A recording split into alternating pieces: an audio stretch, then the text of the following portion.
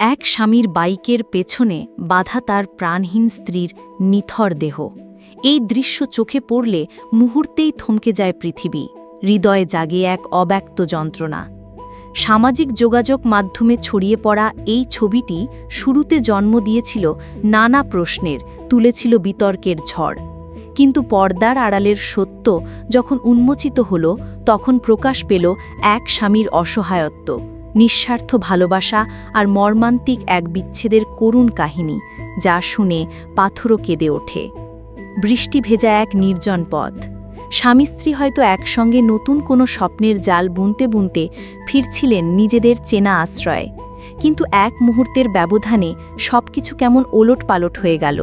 ঘাতক এক ট্রাক কেড়ে নিল স্ত্রীর প্রাণ আর স্বামীকে ঠেলে দিল এক জীবন্ত নরকে। রাস্তার উপর পড়ে আছে প্রিয়তমার নিথর দেহ, আর পাশেই দাঁড়িয়ে এক অসহায় স্বামী।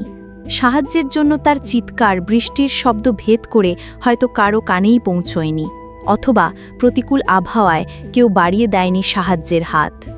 চারিদিকে যখন শুধুই নিস্তব্ধতা আর উপেক্ষা, তখন সেই স্বামী যা করলেন তা ভালোবাসার এক করুণ ইতিহাস হয়ে রইল। তিনি একা, অসহায়, কিন্তু ভালোবাসার শক্তিতে বলীয়ান।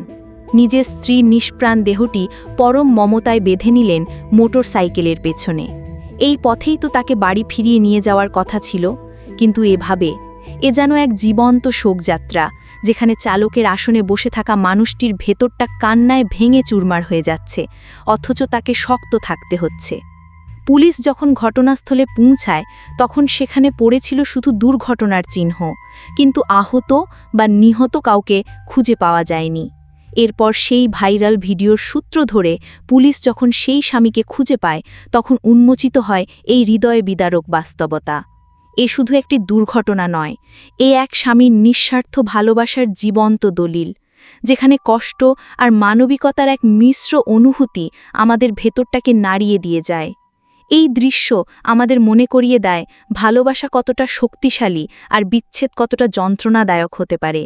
এ এক এমন গল্প যা সময়ের সঙ্গে সঙ্গে হয়তো হারিয়ে যাবে না, বরং মানুষের হৃদয়ে এক গভীর ক্ষত হয়ে থেকে যাবে।